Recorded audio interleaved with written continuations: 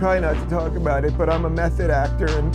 There's no time to give up. It's time to get up. I know he doesn't really know what he's saying. I woke up every day as a black woman who is queer. Oh my God, I'm black. My God, I like...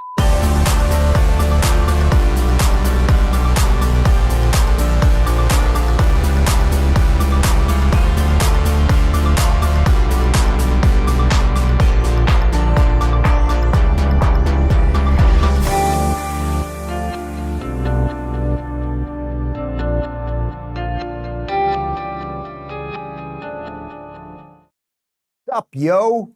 That's what the kids say, right? I'm Dave Rubin. This is the Rubin Report. It is October 30th, 2025. We are live streaming on Rumble, YouTube, and Locals. Tap the subscribe button, click the notification bell, one or the other, do both. Join us on this crazy adventure. And before I do anything today, I want to give a little credit to a man who maybe doesn't get enough credit in this world. And I'm talking about Donald Trump.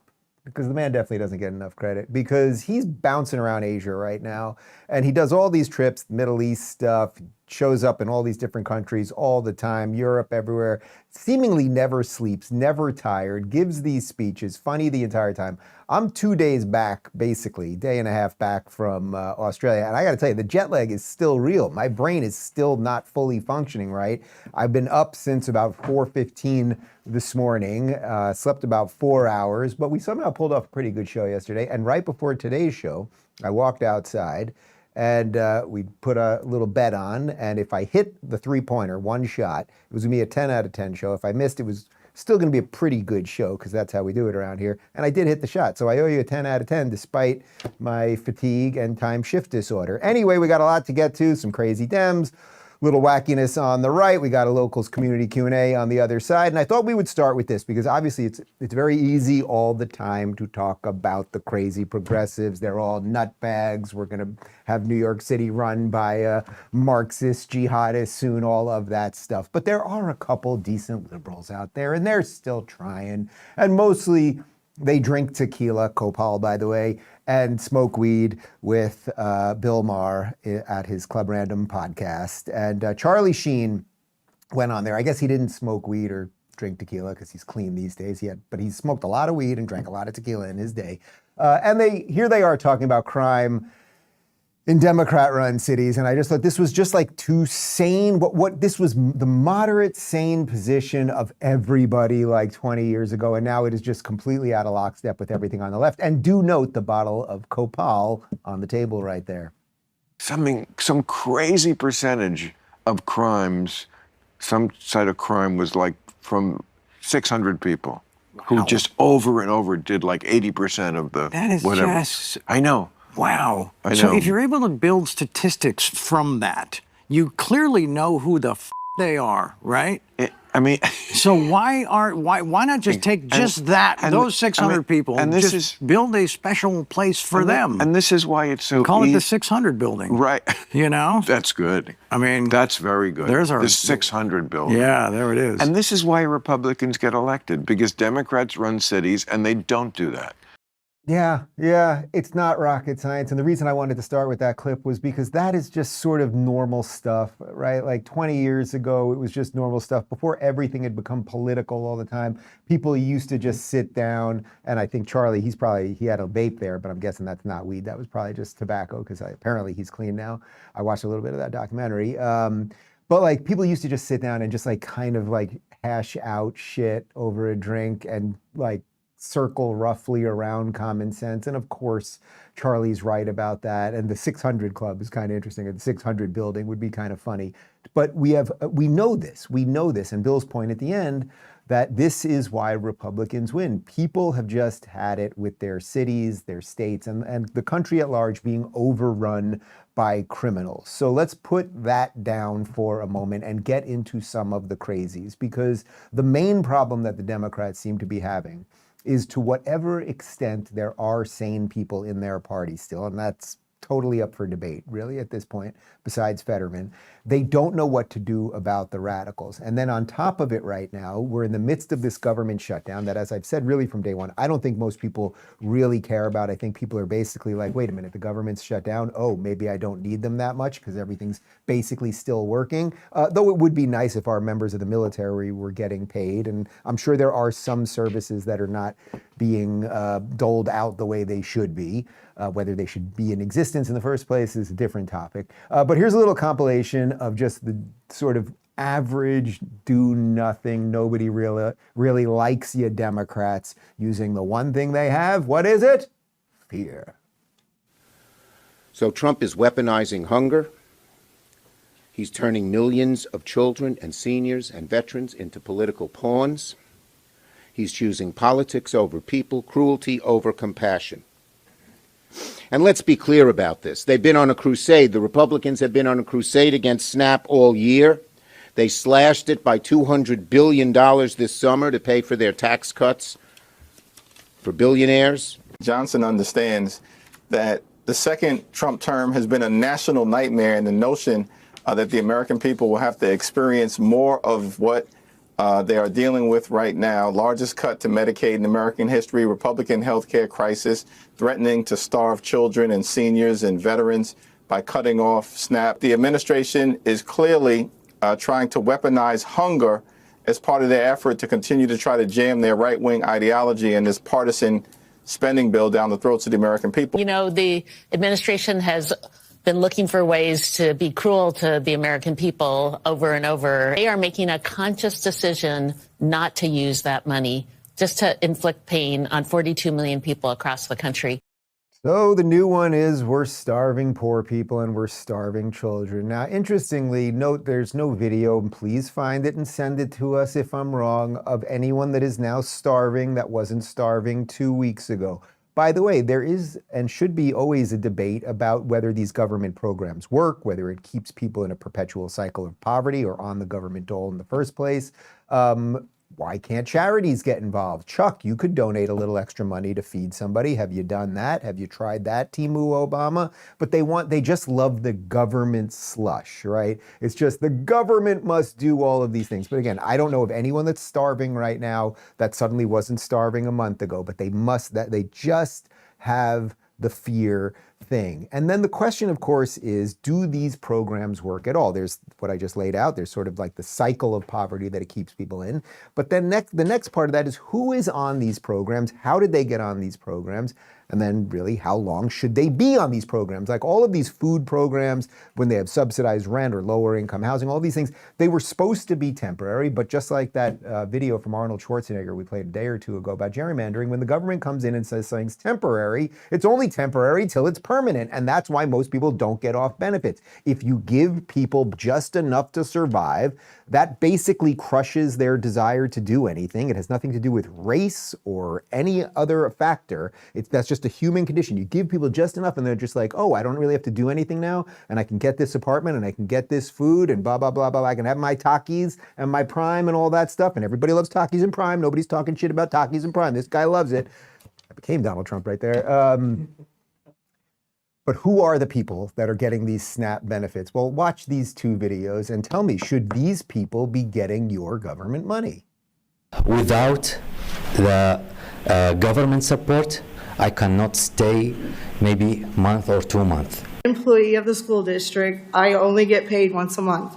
By the time I get my bills paid, I have nothing left to pay for food and other basic needs. If it wasn't for SNAP benefits, I wouldn't be able to feed my children or myself.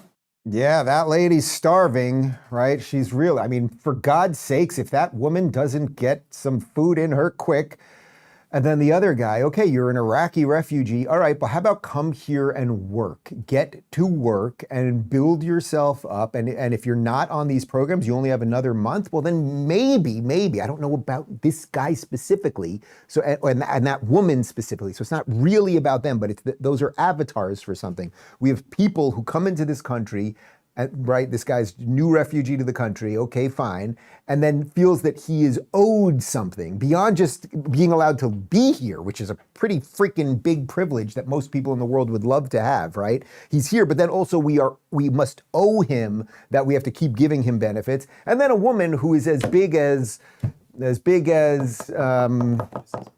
who? What was that movie? The fat black girl. She was huge. Precious. That's the white Precious right there. That woman is not starving. Okay, she's not starving. Thank you. You love that Precious. You love Lord of the Rings and you love Precious. You've never seen it. Shut up. Come on. Listen to this from Personal Finance Wizards. This is food stamps by ethnicity. Percentage of U.S. households receiving SNAP benefits. These numbers are insane. Afghan households, 45%, Somali, 42%, Iraqi, 34%, Dominican, 34%, Caribbean, 28%, Native American, 27%, Puerto Rican, 27%, Cuban, 25%, Black, 24%, and you can keep going down. So what do we do with this? What do we do with this issue? Right? Because there's like this weird racial element to it. That's what it feels like. There's also this kind of dependency element to it. So there's like a general poverty element to it, but people don't think white people can be in poverty. Like there's so many confusing things about this. But Adam Carolla, who has been long fighting giant bloated government from the free state of, oh my God, I almost said the free state of California. I really am still jet lagged from the communist country known as California. Listen to him break down a little bit about SNAP. This whole thing of like 40 million people are going to go hungry. First off, those 40 million people average an extra 40 pounds on them over the average working American. If you took the average person that's on SNAP, getting free food, and the average person that gets no free food from the government, the average female who gets no free food from the government is 146 pounds. The average SNAP recipient is 211 pounds. So this is it a food? This is our case I know. First off, we talk about going hungry. Nobody could benefit from a nice fast more than the SNAP recipient.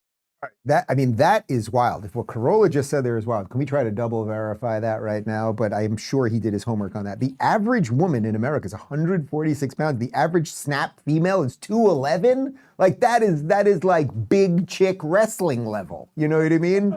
Fat chick wrestling. What do they call it? The technical term? That's pretty big.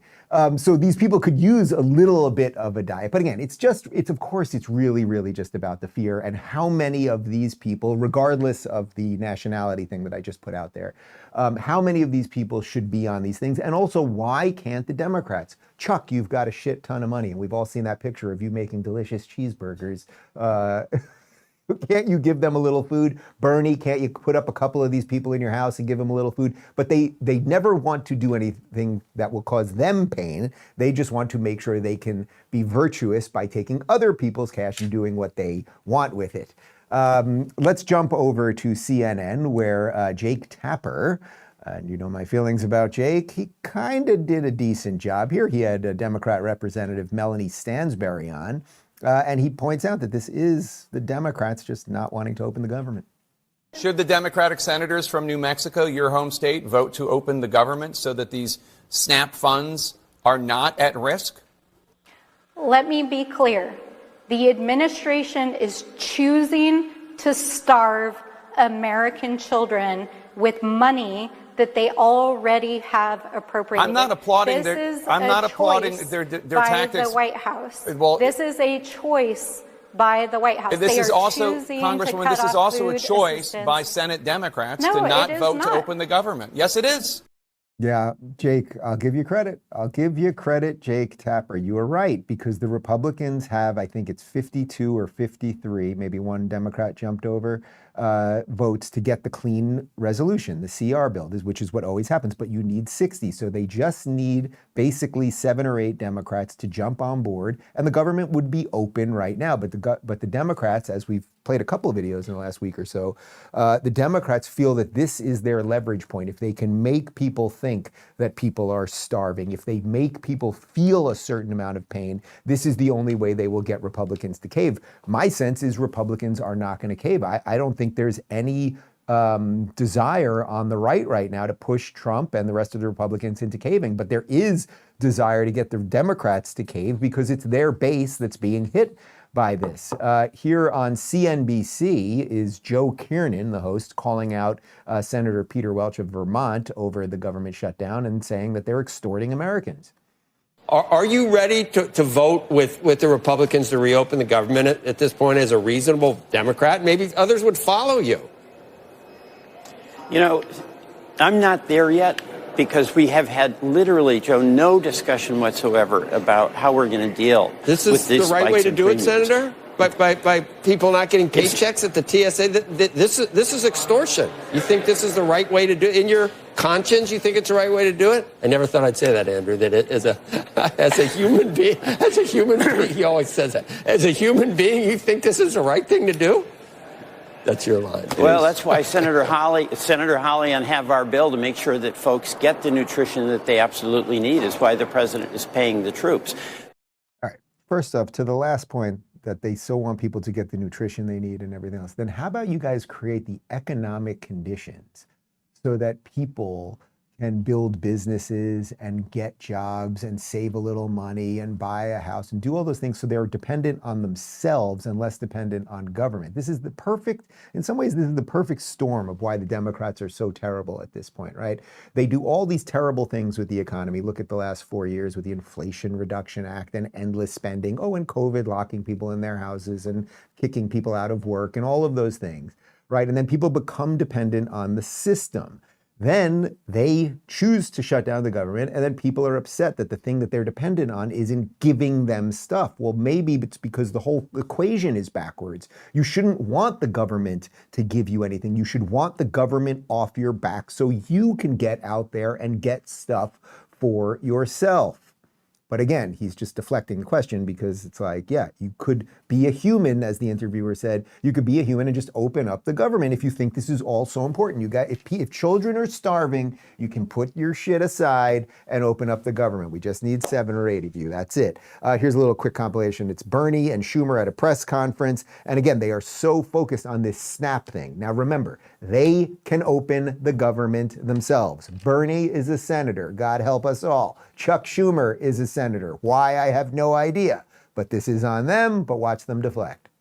Senate Democrats are continuing to reject the House-passed CR to open the government, but since Congress does have the power of the purse to fund the government, how do you justify blaming Trump to fund all these various aspects of government when it's Democrats who continue to vote to keep it all shut down? This is, why don't you read this? What this is congressional mandate. It is acknowledged by the Trump administration. What they are saying is, we acknowledge that there are over $5 billion in a fund that in the event of a shutdown will be released in order to continue the SNAP program. That is not unequivocal. That is the reality. Let's have a president who obeys the law for a change. Are you saying Democrats have no responsibility for the fact that We are saying the Republicans can fund it now, and they're using these people as hostages. Plain and simple. Next. That's the answer. The answer is they can fund it right now. Okay? Right. Chuck, you are using these people as hostages. Now, Bernie might be right. I didn't read all the text of what he was pointing to right there. There may be some provision that during a government shutdown, the federal government can release SNAP funds. That may be right. And it is possible that Trump is using that as leverage, right? My guess is it's more Democrats that are on these programs. And it will get them pissed at the Democrats that the government is shut down. But again, if you guys really care, if you genuinely think that anyone is starving right now, then you guys can open up the government with a clean CR, 60 votes, which is what always happens. But as you guys know, this has nothing to do with what's right or the Democrats doing something for their base. What this really is about is that there is a war in the Democrat Party and the moderates are afraid of the lunatics. And ironically, the more they cave to them, it doesn't help them, right? It really doesn't help them. And the more they fight them, it doesn't help them because it's not a moderate party anymore. Here is National Treasure, Republican Senator John Kennedy on Chuck Schumer. In the American people's opinion, Senator Schumer is he's a wet match in a dark cave. He polls right up there with clubbing baby seals. He's got a 30% approval rating, a 60% disapproval rating, and 10% of folks polled just didn't want to pause their video games to answer. It's not working. The American people may not read Aristotle every day, but they get it. This is not a policy shutdown. This is a political shutdown. And I keep waiting for my Democratic colleagues to come to their senses. Yeah, that's right. And you know what, Chuck, might I offer you a little political advice, although I'm not a big fan of yours? How about you break from the lunatics right now and say, you know what? I don't want to starve all these kids. I'm going to break from my party right now. I'm the leader of the party, but I'm going to break from the radicals right now. And we're going to go ahead and open this thing. And I'm going to see if I can get some senators there. You will start getting cred. Now, it may not be from your lunatic base, and that's a problem for you, but you'll start getting cred in other corners of the world. And by the way, dude, you have a huge problem on the horizon because AOC is going to primary you or somebody else. They're primarying you one way or another. And there just aren't enough sane people in the Democratic Party. They all left. There are some sane people in the Republican Party. One of them is J.D. Vance, who did a really bang-up job at a Turning Point USA event last night. Spent about an hour taking questions from the crowd. I've never seen a president or a VP do something like this before, just on the fly like that. We'll get to that in just a second. But first, Tax Network USA. Do you owe back taxes? Did you forget to file for an extension? The October 15th deadline is fast approaching and time is running out. If you haven't gathered your documents or made estimated payments, the IRS could soon come after you. And when they do, they can garnish your wages, freeze your bank accounts, or even seize your property. But there's help. Tax Network USA, a nationwide tax firm, has already helped taxpayers save over $1 billion in tax debt. They filed hundreds of thousands of returns and assisted thousands of people in reducing what they owe. And they can help you too. Don't wait. Visit tnusa.com/Dave or call 1-800-958-1000 for a completely free consultation. In just one short call, the experts at Tax Network USA will walk you through a few simple questions to see how much you can save. Take action now before it's too late. That's tnusa.com/Dave or call 1-800-958-1000.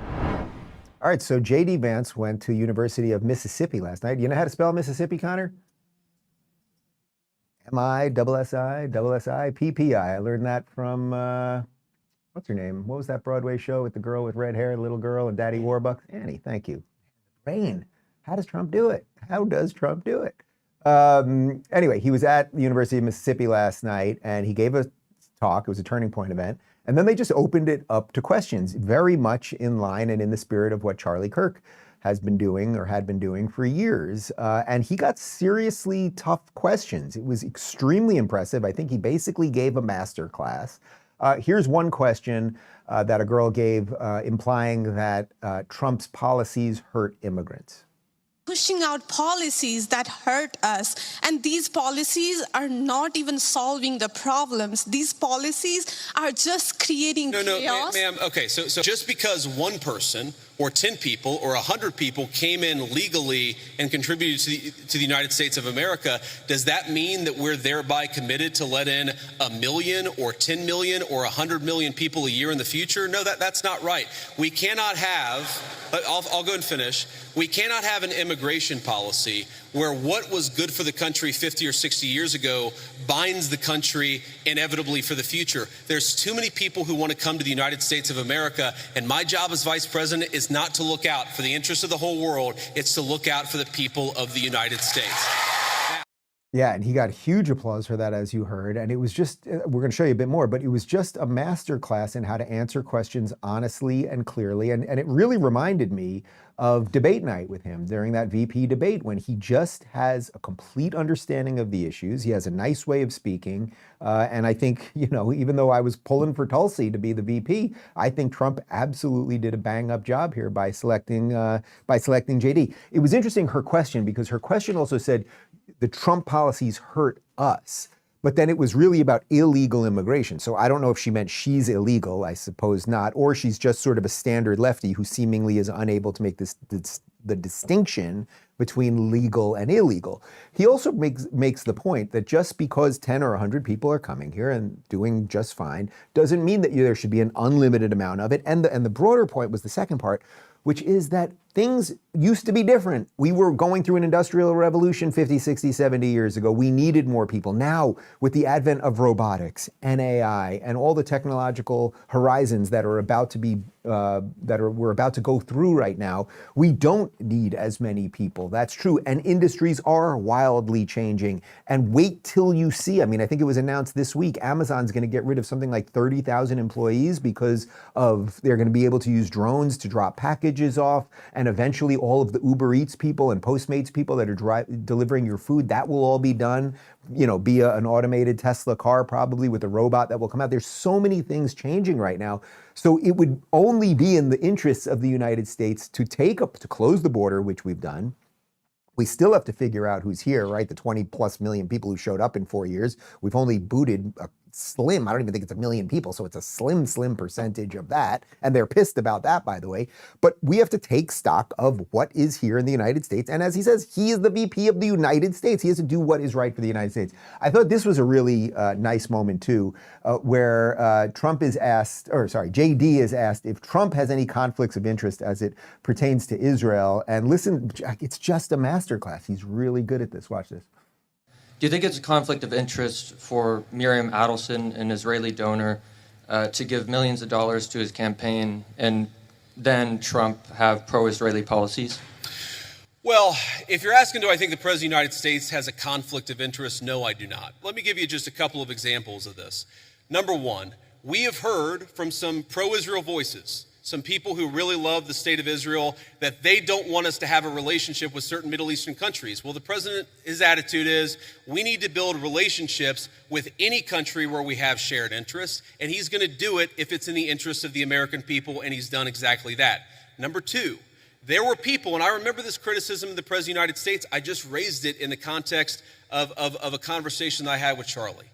I remember when people said that the President of the United States was going to get us into a multi-100,000 troop regime change war for Israel. This was 4 months ago. This was 6 months ago.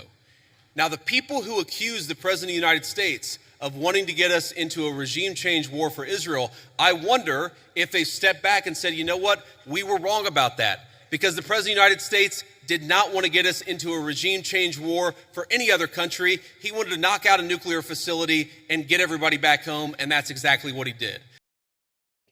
He's really good at this. So 2 parts to that question. First, in essence, is Trump taking money to be on Israel's side? Trump has been on Israel's side for well before he was in politics, right? And of course, they only ask this question as it pertains to Israel. They never ask about Qatar or any other nation. But okay, put that aside for a second.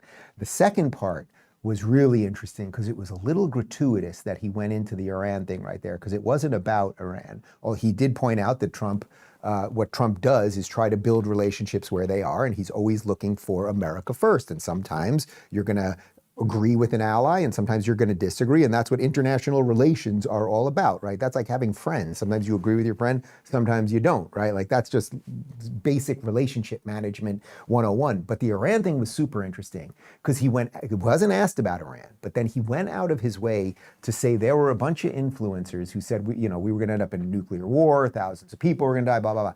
That definitely was a shot. It was a shot at 2 people, but I think one specifically. That was a shot at Tucker Carlson, and it was a shot at Alex Jones. But I think it really was a shot at Tucker Carlson. Tucker obviously has been going a bit off the deep end lately, and JD did not have to bring that up at all. But Tucker, remember, when the Iran thing was happening, just, 4 or 6 months ago, as JD points out, when that thing was happening, Tucker was saying this was going to lead to thermonuclear World War III. There were going to be thousands of American deaths. There were going to be sleeper cells activated in the United States. All of these troops killed. We'd have troops on the ground. Every single thing turned out to be wrong. Every single thing turned out to be wrong. I don't need to pat myself on the back, but you can look at my tweets and what I said on the show at that time, which is once it started, I thought Israel was going to do it in about 2 weeks and that America might come in with a couple bombs at the end. And that's exactly what happened. It's not because I'm Kreskin or have a magic 8 ball, but like it seemed fairly obvious, right? So I think it was it's just worth pinning that one right there, that was the first time there's been a little pushback from the administration on some of a bit of what I would say is the craziness on the right. So let's just leave that right there, and let's talk about someone on the left who's not completely insane and trying to save his party. Yes, it's the guy who had brain damage 2 years ago, but as his brain heals, he becomes more conservative, John Fetterman. You just don't ever compare anyone to Hitler and those kinds of extreme things. And now look what happened to Charlie Kirk. I mean, the man was shot. Now, we have to turn the temperature down. It's like we can't compare people to these kinds of figures in history. And this is not an autocrat. This is a product of a democratic election. So you don't think that Trump is at all shattering any of the norms of democracy in any way? I'm saying he's definitely different, but that's what America voted for. Again, I don't agree with many of these things, but that does not make him an autocrat. Who was that interviewer, Anu Banani or something? Like, dude, he's just telling you, don't stop calling everyone Hitler. He's like, but you don't think he's doing it? Like, come on, man. And then what happens? Of course, he's right. You keep calling everybody Hitler. You keep saying that they want to kill all the trans people and everything else. And then people do take things into their own hand. And again, you can only blame the person who does it, but we should be able to talk about the conditions around what breaks so many brains and what creates the toxicity that we're all seeing that leads to political violence. So speaking of politically motivated violence, my buddy from the Daily Wire, Michael Knowles, was called to the Capitol to testify about politically motivated violence.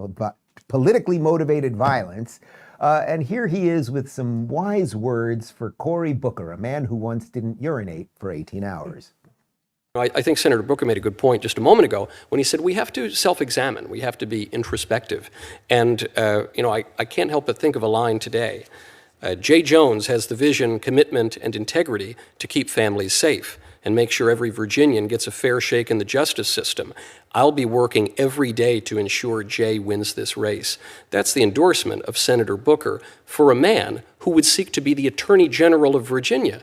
This is a man who, if people have not been reading the news, has called for a Republican to be murdered, for his children to be murdered, for the children to die in their mother's arms in order to persuade the Republican to change his policy views, and a man who says that he would urinate on the graves of multiple Republicans. Senator Booker, in this spirit of introspection, is standing by this endorsement. So I suppose I would invite, well, perhaps I should have looked, because Senator Booker has left the room, and I think I can guess why. I mean, Knowles really has become an eloquent speaker and really effective at all of this. You know, it's one of those things. It's like, why is there such a rich tapestry of people broadly on the right in the podcast space and the alt media and everything? Like, we've had to fight the thing for so long that we were able to refine all of our ideas. So Knowles can get up there and lay out something so cleanly like that with a little bit of humor and everything else. And Booker, man, maybe he had to pee. Wouldn't that have been ironic that the reason he left the Knowles hearing was because he had to pee? Anyway, Knowles continued about which side is more violent. How do we get at this problem? What's the road forward in your view?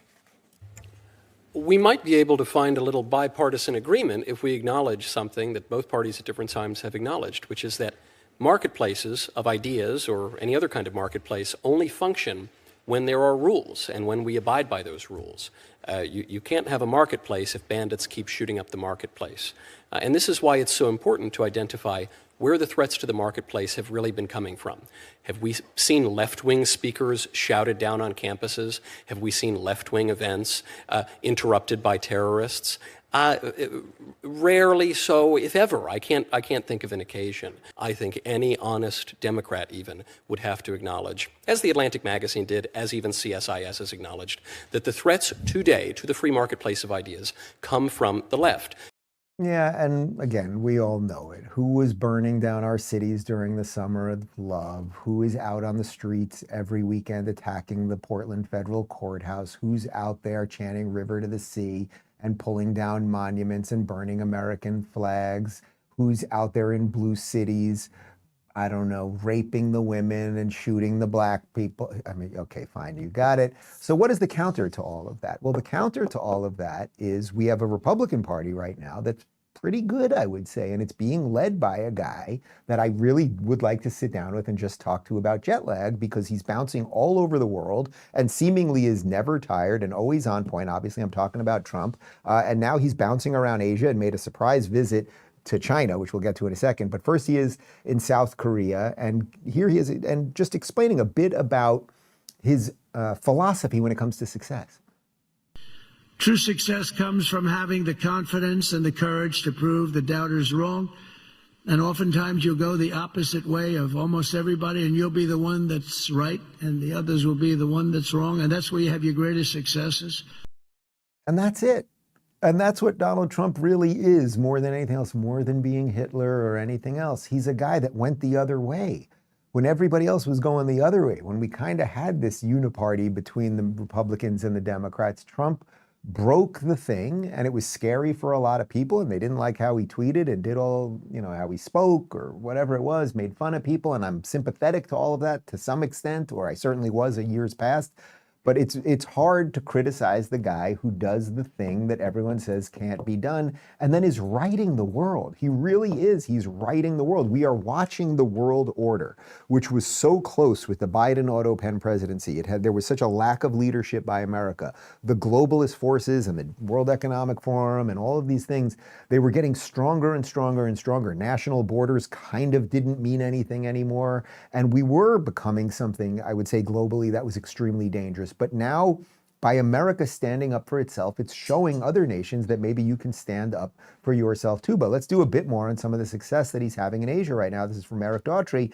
Breaking major success underway for President Trump in Asia. Toyota to invest $10 billion in U.S. auto plants, a $30 billion partnership with Mitsubishi. U.S., Japan, South Korea signed tech deal, framework agreement with Japan on critical minerals. Trump is now gearing up for blockbuster meeting with China. President Trump is optimistic going into the meeting. Scott Bessent's team met with Chinese officials over the weekend per Fox News. Here we go. Trump is about to bring it home. And then, yes, out of nowhere, it was not leaked in advance. Trump went to China, and here he is meeting Chinese President Xi Jinping. Good to meet you. But he's a very tough negotiator. That's not good. We know each other well. Mr. President, do you plan to sign a trade deal today? Could be. I think we'll have a great understanding. All right. Sorry, that's my bad. Quick correction. I'm not above it. They met actually in South Korea. He didn't go to China. But again, he's just awake and alert and ready to go and answering questions. It's all on the fly. There's a translator, but they just keep doing it. This is from Donald Trump on Truth Social. This is a condensed version of what he put out after the meeting. I had a truly great meeting with President Xi of China. I was extremely honored by the fact that President Xi authorized China to begin purchase of massive amounts of soybeans, sorghum, and other farm products. Our farmers will be very happy. Very significantly, China has strongly stated that they will work diligently to stop the flow of fentanyl into our country.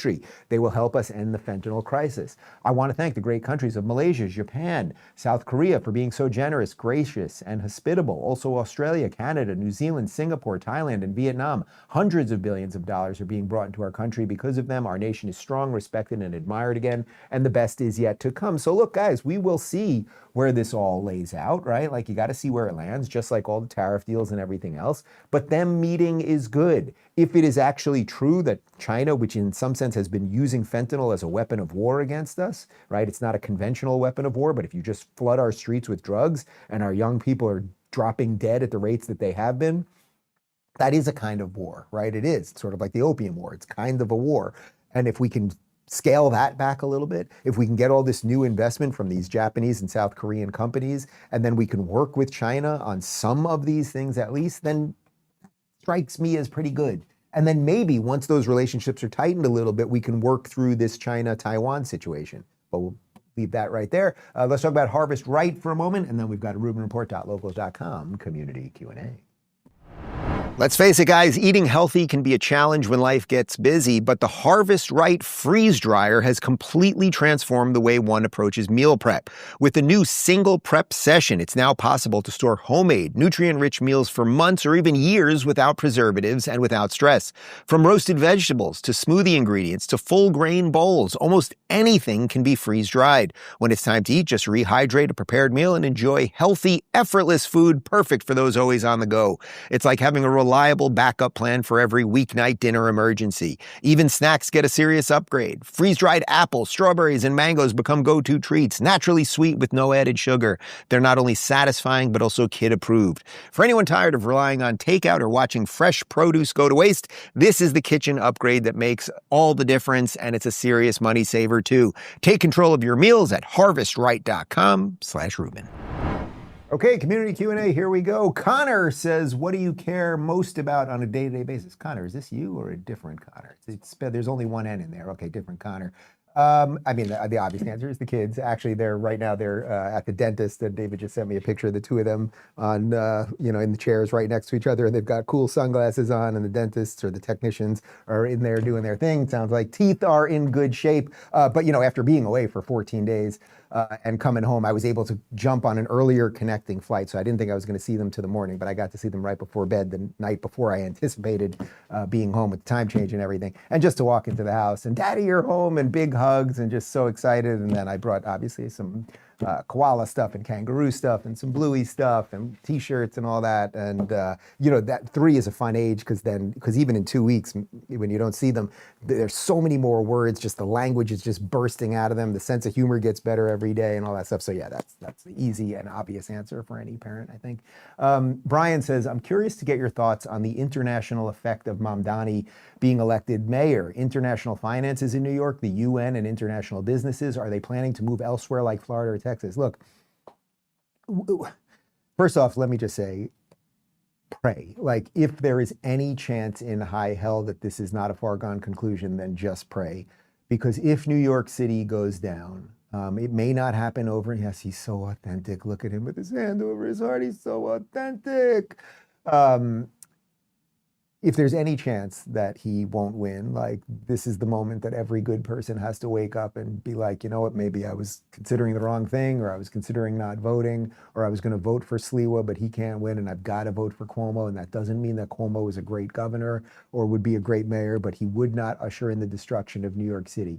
We all know what communism, Marxism, what government-run grocery stores, what everything being quote-unquote free, what government freezes over rent prices, what it does to a society. It crushes the human spirit. What you want to do in a free society is get the government out of the way as much as possible so people can get theirs, so they can pursue freedom. There are so many reasons not to vote for this guy. But to your point, what do I think that will do big time? Look, the UN is basically the Legion of Doom from the Justice League. So like, that place is just an evil cesspool that'll probably get more evil. That's one thing. Speaking of Justice League, I watched the Superman movie, the new Superman, on the plane back. Not bad. Not bad. And the DC movies have largely been pretty crappy, but the new Superman, it was an actual movie. I was kind of impressed. So that's one thing. I think the real fear that I have is that they'll fake it for a little while. As I've said a couple of times, they can fake it. Like, they can turn the violence on and off. You can fake the budgets for a while, and there'll be this, like, it'll feel like utopia for there. It'll feel like Obama running, whenever that was 10 plus years ago. And it'll be like, oh, it's all just wonderful. And then once people see that wonderfulness there, that it could start popping up in other places.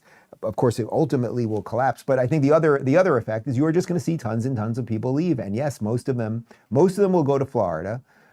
Some of them will go to Texas and Tennessee, and it will strengthen those places. And by the way, it's not just the high taxpayers that are going to do it. Middle-class people will get out of the city. That's going to be a huge problem. So the tax base will decrease. They're going to lose. I mean, DeSantis just said it again yesterday. We'll take the good police officers, whatever good NYPD are. You get a $5,000 bonus if you move down to Florida. So it will just further the red-blue divide and let the chips fall where they may.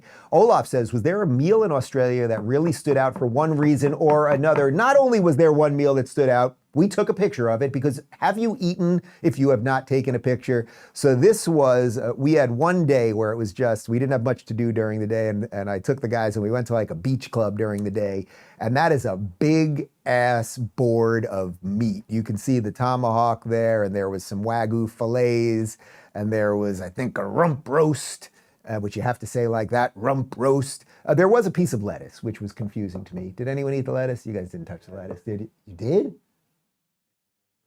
Oh, Phoenix ate the lettuce. My respect for you just dived, like, big time. What else was on there? And then there were some sauces and stuff and some fries, but we had a great day. I'm a tequila guy, as everybody knows, but Joey got me into the Hugo Spritz, which I guess is some kind of champagne with mint kind of thing. Anyway, we just had a great time. That was by far the best meal. I do have to say, the one thing that was a little disappointing about Australia was the food. We went to a ton of restaurants. I mean, we went out every night. We had a couple great meals, of course, but overall, we didn't find the food that great. Like, I thought I was going to be eating the most amazing Australian Wagyu all the time. That's what I get here in Miami when I'm cooking for guests. When I show you all those pictures of that great meat that I'm cooking, it's Australian Wagyu. It seems to me that maybe they export most of it because a lot of it was not on the menu. So that was the one disappointing thing, but it was a wonderful, wonderful trip. Sarah says, I was having a discussion with my friend the other day about Mount Everest. My take is that the people who decide to take a climb on a mountain like that do it for no particular reason other than the thrill. The people who do it for no other particular reason than the thrill are ill in the head. What's your take? No. That's what humanity is all about, right? Like, we see a mountain and we want to climb it. We see a river and we want to traverse it. You want to swim in it. You want to go as far as you can. I mean, look at kids. Kids want to climb and climb and climb and climb. They want to build things so that they can go and go and go. Like that. That's what the human thing is. That thrill is the thing. People want to jump out of planes. I don't want to jump out of a plane. People want to do crazy things. Is that mental illness, or is it just the indomitable human spirit? Maybe it's both at the very same time. I don't particularly have a desire to, any of you want to climb Mount Everest? Is that doing it for any of you guys? But I feel like you would jump out of a plane. I feel like you would jump. Yeah, Joseph would jump out of a plane. Phoenix eats lettuce, you freak. Would you jump out of a plane? No. Connor would not jump out of a plane. Thank God, because I don't think anyone knows how to use that computer besides you. Glenn says, what are the moments on your Australian visit you will remember most fondly? I mean, the easy answer, of course, the shows were wonderful. Do we have some images of the shows? Yeah, so I think this was the first show. Was that Melbourne? If I'm not mistaken, that was Melbourne. Oh, that was Sydney. That was the second show in Sydney, and that maybe was, I'm not even sure. But the shows, we wrote a different show. I was in the middle of a T-shirt giveaway right there. So I did a bunch of things to just get the crowd involved. I really wanted people, because you guys watch this show and it's a one-way thing unless we're doing the questions. And I really wanted people to be like, hey, Dave is live right in front of us right now. So I messed around with the crowd a lot. We did some fun giveaways. I had people screaming things. We did the Q&A. I really tried to do something that, even though we wrote a Rubin Report show that day, and we tried to make it a little bit always about Australia too, and it kind of worked out nicely for us because the Australian Prime Minister was meeting with Trump during some of our shows. So like there was some stuff that actually made sense to talk about that we might have covered anyway on this show. So the shows obviously were the best part. And just I just love meeting people. It's so cool. Like, you get all these weird accolades when you're a public person and you do this kind of thing. But then to be able to travel across the world. Somebody even pointed out that yesterday I said more than halfway across the world, which is impossible. You can't go more than halfway in a sense because then you're back around the other way. But to go so far, and that there are these people who love you and want to hug you and give you gifts and all of these things, and that you've affected them in some way. It's really just incredible. So that was awesome. Obviously the shows, hanging out with the guys was great. It was like we all said goodbye after 14 days together, and it was like leaving camp, even though we are all together again right now. So that was great. And just what else? I had a great interview with, if you haven't seen it, with former Prime Minister Tony Abbott, who's he's just a great guy. Anything else for you guys? It's just good. We ate at TGI Fridays one night. That was a little salty. That was about it. Oh, and the Gold Coast. I mean, awesome beaches. And I'm not much of a surfer. I don't want to mess up my knee after all this time. But just watching all the people out there and all that good stuff. Let's talk about Morgan and Morgan for a moment. A couple more questions before we say ta-ta.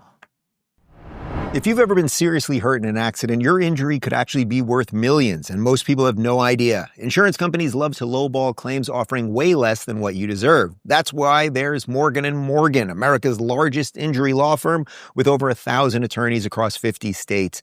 They've been fighting for people for more than 30 years, and they don't settle for lowball offers. Just recently, they won $12 million in Florida, $26 million in Philadelphia, and $6.8 million in New York, all way above what insurance companies offered. And the best part, it's completely free unless you win. No upfront costs, no hidden fees.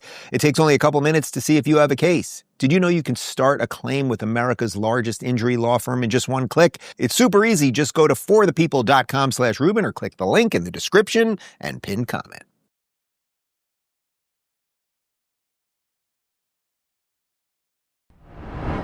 All right, Prusky says, how does the lamestream media get away with lying blatantly and not get sued for slander or defamation more often? Well, Trump has sued them a couple times and won. So I think that has sent at least some sort of signal to the system, like, you guys got to stop doing the extremely obvious video editing and all of the things that they've done, or like, it's not even the things they've done to Trump. It was, what was it, 60 Minutes that did that Kamala interview, and when she bumbled and fumbled and everything else, they cut all of that out. So we know all their tricks. I mean, look, libel and slander laws in this country are extremely, extremely tight. And you want them to be tight, right? Because you want people to be able to speak freely. You want people to be able to mock people like I do on the show. And you want people to be able to mock me, right? You don't want everyone, you said something about me, I got to sue you now. And you wrote something about me, I'm going to destroy your publication, right? You absolutely want these laws to be seriously, seriously tight or narrow, I should say, so that it maximizes free speech. The question really is, does the mainstream media, do they have a higher bar that they should be willing to jump over when it comes to truth? Well, of course, the answer to that is yes, or at least in an ideal situation is yes. And of course, the answer to whether they actually accomplish that is no. I mean, they very rarely do. So I don't know that the answer is suing more of them. What I would like to see is just better competition, better reporting, and then hopefully, the truth has a way of coming around one way or another. One thing that gives me a little bit of hope, to whatever extent we need a mainstream media at this point, is that, Barry Weiss taking over CBS News, she created the Free Press. This is someone, and I've had my issues with Barry, I've mentioned them on the show over the years. This is someone who was hugely influential at the New York Times, saw how woke it was going, decided to leave, did not have a job. I had a party at my house like a couple weeks after she left that she came to. She literally did not have a job. She didn't have a Substack, she didn't have a blog, she had nothing. She did not know what she was going to do. She ends up starting the Free Press, creates something of real value. Paramount, the head, which owns CBS, buys it. Now she's running CBS now. Do I think it's going to make, is it going to turn young people into watching TV again? Probably not. But if she can make CBS not go so wackadoodle left, back to the center-ish, let's say, right? Not even great, but let's just say something roughly towards the center. What the signal from that could be is that NBC will be like, boy, our numbers are going out, and maybe we should go back that way. ABC maybe goes back that way. CNN maybe goes that way. So, these things follow. They follow the dollars and they follow the trends. So there is a little bit of hope there, we'll see. Lori says, you are willing to talk to people you disagree with, which I appreciate. Have you ever done an interview you regret doing?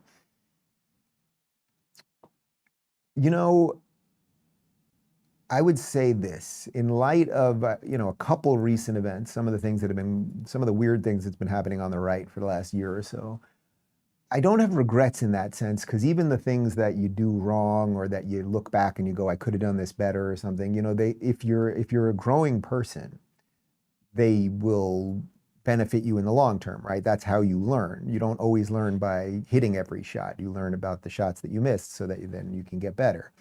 And so regret isn't quite the right word, because I think what I've done overall has been a net positive, and I really think I'm still getting better at it. And I guess the day that I don't feel that, I'll probably stop. But I guess if it's regret is the word, or whatever word you want to use, I think I had a little naivete over the years when I was interviewing certain people, and there were things that I should have been a little more suspect of. And I should have questioned people's motives a little bit more. And I think I've always tried on this show to give my interviewees the benefit of the doubt. And I think some people probably took advantage of that to some extent. And, I amplified people that probably shouldn't have been amplified, something like that. But again, do I regret it? I mean, ultimately, it was a learning experience for me. And had I not done it, would it have stopped the ascension of some people? I don't know. I really don't know. So all you can do is do the best you can. But hopefully as a human, whatever it is that you're doing, whether you're an electrician or a talk show host or a welder or whatever, or a PR agent or an accountant, like hopefully you feel like you're getting better at what you do over the years. Otherwise, you're just clocking in. And when you're just clocking in some sense, you're just clocking out. Tappy says, are you glad to be back in time for Halloween? What will you and the fam dress up as? Yes, I'm super excited. I think I've mentioned on the show, we've been very pro Halloween here basically since August. The kids when we were off the grid August, the kids somehow heard the Ghostbusters song And I have heard that song thousands of times. I kid you not, in the last couple months. They are so into Ghostbusters right now. We got them little proton blasters. And yes, we are all going as the Ghostbusters. I will be Bill Murray, obviously. And we will have one of the children in blackface as, so I'm very excited for Halloween. And our neighborhood here really goes big on Halloween. Actually, last night we took them out for a walk and we were doing the pre-Halloween, which houses are cool. And there's a lot of great stuff here. So I'm very excited about that. Okay, post-game show in 30 seconds, RubinReport.locals.com. Thanks for watching. And tomorrow's panel show with the hosts of the Clay and Buck Show, Clay Travis, Buck Sexton. See you tomorrow. Ciao.